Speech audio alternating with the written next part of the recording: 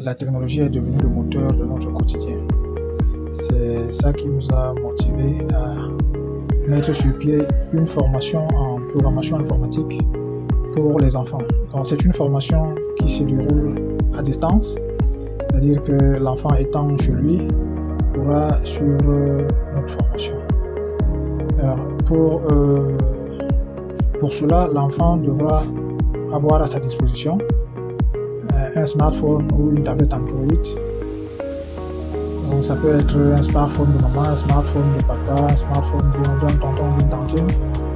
Juste un téléphone qui est à la portée de main de l'enfant. C'est pas forcément son propre téléphone à lui. Donc pour ce qui est de l'interface de programmation, nous allons le lui fournir pour l'exécution des projets d'apprentissage que nous allons soumettre. La formation est destinée aux enfants de 6 à 14-15 ans. Parce que nous estimons qu'au-delà de 15 ans, il faut déjà embrasser des techniques de programmation beaucoup plus avancées. Alors, dans cette vidéo,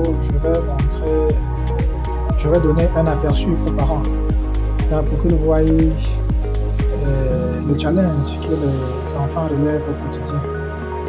Alors, nous allons programmer une horloge.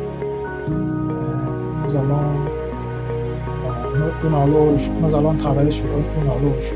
Alors, c'est un exercice qui développe la logique algorithmique pour les enfants qui font ce genre d'exercice-là. C'est-à-dire qu'en faisant ce genre d'exercice, l'enfant apprend à structurer des instructions.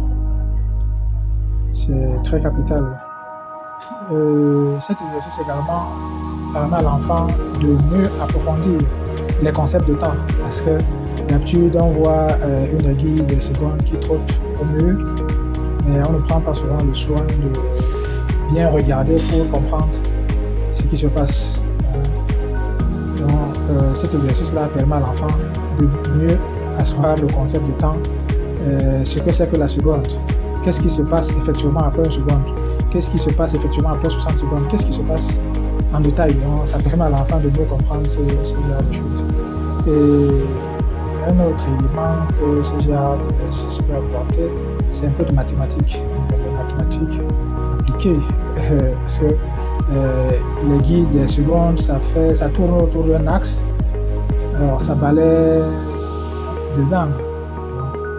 Donc, il faut faire un peu de calcul, des divisions, les degrés avec les rapporteurs.